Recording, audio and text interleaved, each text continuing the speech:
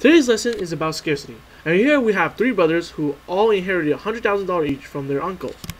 The first brother, Indy, bought this house. It looked small and unlivable to others, but to him that was all he needed. He was never home because he's an archaeologist, so he has a place to stay whenever he's back visiting his family. The rest of the money he puts in a bank with a high interest rate, where he will accumulate money just for having money in the bank. So when he finally retires years later, he'll have money to spare for the future. He thought very wisely about this, because he did not need fancy materials or a fancy house to live in. He could save the money for the future and buy a better house later.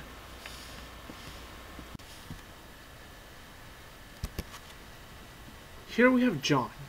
He is the second eldest of the three sons. John decided that he wanted a house, but he didn't want to pay too much for it. So he decided to buy a piece of land at the edge of town for $20,000.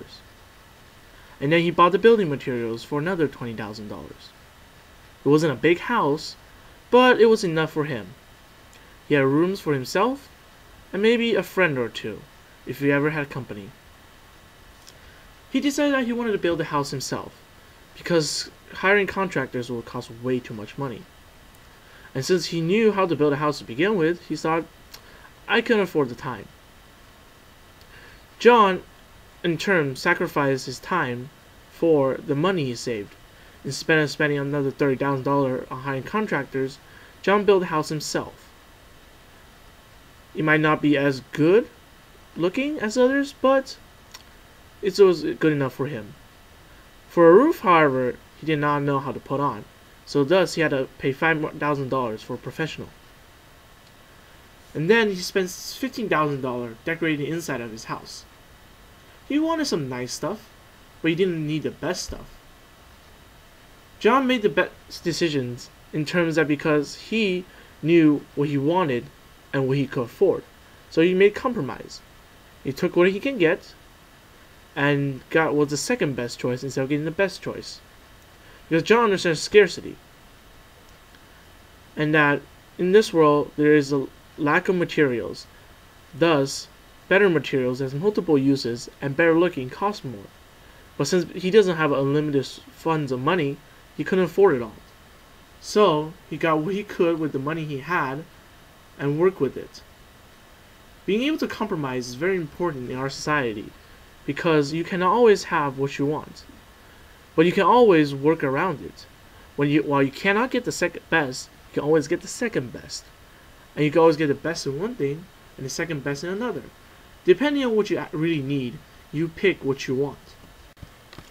And then we have the third brother, Bob. Bob wasn't a good Econ student, but he had $100,000. He knew it was a lot. So he thought he should get a huge mansion. He found one for only $500,000, so he immediately put all his money in and bought the house. He thought, with only $400,000 to pay off, in 40 years of $10,000 per year, he could pay off. He makes $20,000 a year. But then there was a problem. He found out that the house was empty, so he had to decorate it. So he borrowed another $50,000 to decorate the house. Now it was the best looking house there was. So he has to share the good news with everyone. So he spends another $10,000 during the best party of his life.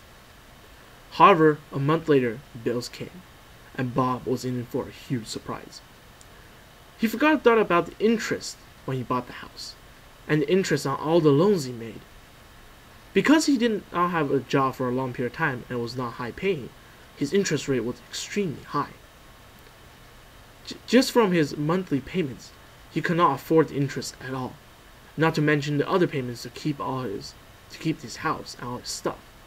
So now Bob is working 2 jobs and a part-time to try to pay off his debt and getting constant calls from debt collectors. Bob did not think about scarcity, where he could not have everything that he wanted because he did not have the financial support to have them all. In all the 3 brothers, John made the wisest decision. He had money left over and he had a house to live in. While Indy had a house, but you couldn't really call it livable or a place where you could invite guests over. While Bob had the best house out of the 3 brothers, he was in huge debt that he will regret for the rest of his life because he will spend 20, 30 years paying off this debt before he can finally turn himself around.